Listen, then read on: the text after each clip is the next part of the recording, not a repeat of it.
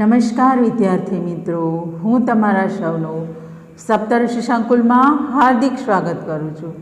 તો વિદ્યાર્થી મિત્રો, આજે આપણે ધોરણ 6 વિષય હિન્દીમાં કાવ્ય 2ના સ્વાધ્યાયના કેટલાક પ્રશ્ન જોઈશું અને એના ઉત્તર લખીશું।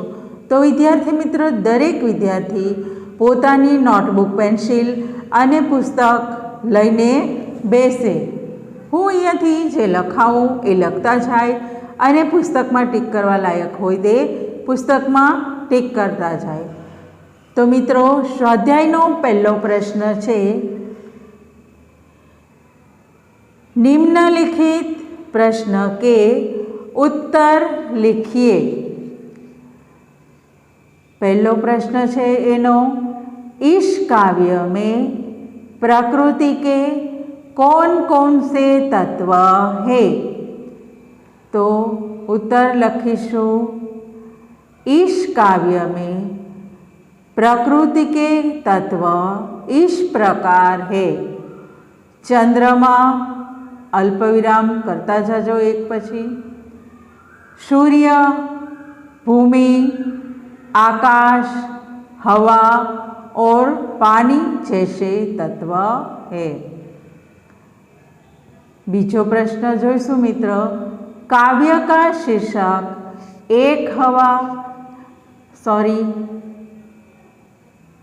काव्य का शीर्षक एक जगत एक लोक क्यों रखा गया है? तो एना उत्तर लखीशु मित्रों, पूरे विश्व को एक ही सूर्य प्रकाश देता है। विश्व में एक ही हवा चल रही है और पानी भी एक ही है। सभी मनुष्य का शरीर मांस और हड्डियों से बना है। सबके जीवन में सुख दुख भी समान होते हैं। इस तरह कवि ने पूरे विश्व को एकता सिद्ध की है। इसीलिए इस काव्य का शीर्षक एक जगत एक लोक रखा गया है।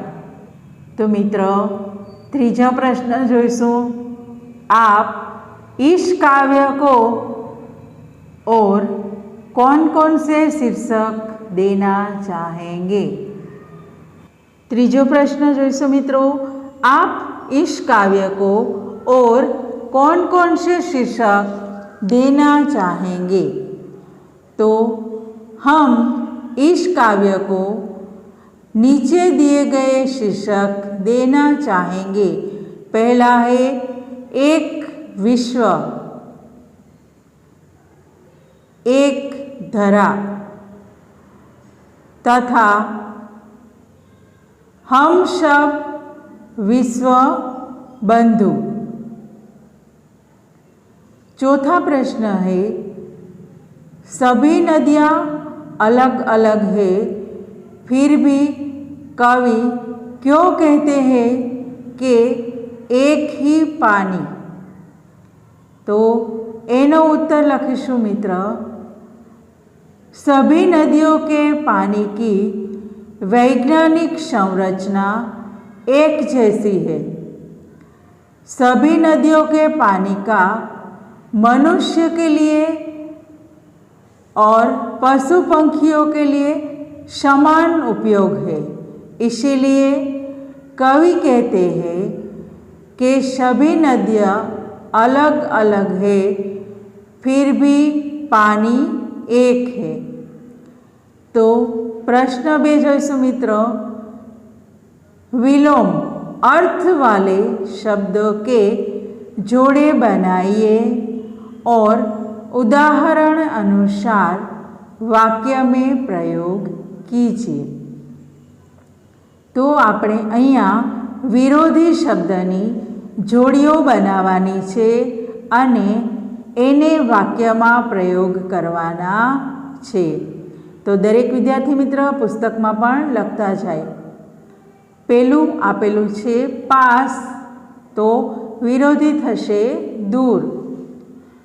આપણે જે અહીંયા રાઉન્ડ કરીને આપેલું છે તેમાંથી શોધીને લખવાના છે. તો પહેલું લખીશું ચેતન,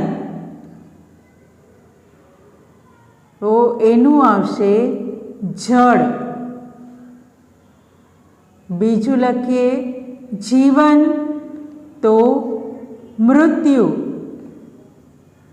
ત્રીજું લખીશું સ્વામી, તો એનું વિલોમ આવશે દાસ. ચોથું લખીશું પ્રકાશ, તો અંધકાર. અને પાંચમું શુભ, તો અશુભ.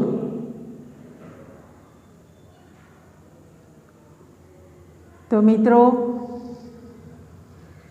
આપણે એનો વાક્યમાં પ્રયોગ કરીશું.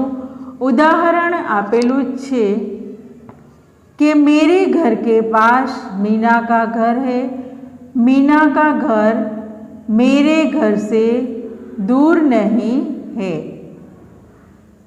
तो આપણે વાક્યમાં પ્રયોગ કરીશું.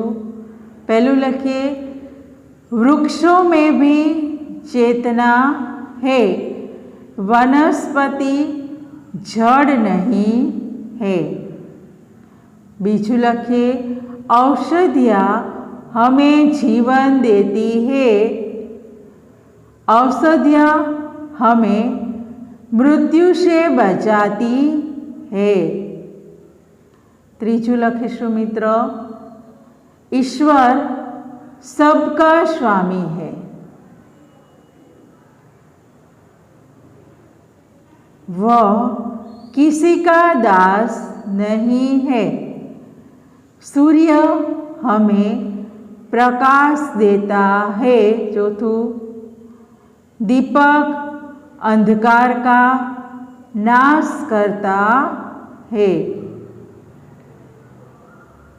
પછી લખીશું પાંચમું મિત્રો विजयादशमी का दिन सबके लिए शुभ है, आपके लिए कल का दिन अशुभ था. नीचे उदाहरण के अनुसार समान प्रास वाले शब्द बनाकर लिखिए. तो मित्रों उदाहरण प्रमाणे नीचे जे सरखा शब्द आवता होय तेनी जोड़ बनावीने लखवानी छे. उदाहरण आपने आपेलू छे आना, तो जाना. तो आपणे पहेलुं लखीशुं सुनकर, एनी सामे डेश करीने पढ़कर. मेहरबान, तो बागबान. त्रीजू શેઠાની, તો જેઠાની. ચોથો પ્રશ્ન જોઈશું મિત્રો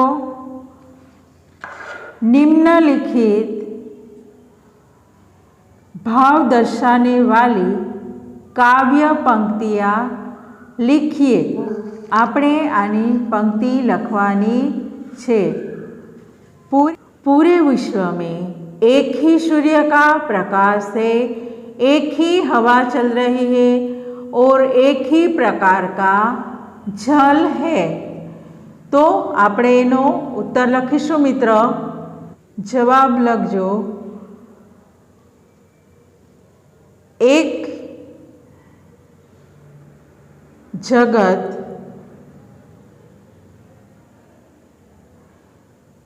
एक लोक,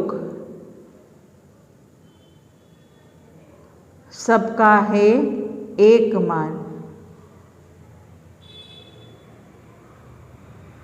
एक चंद्र, एक सूर्य,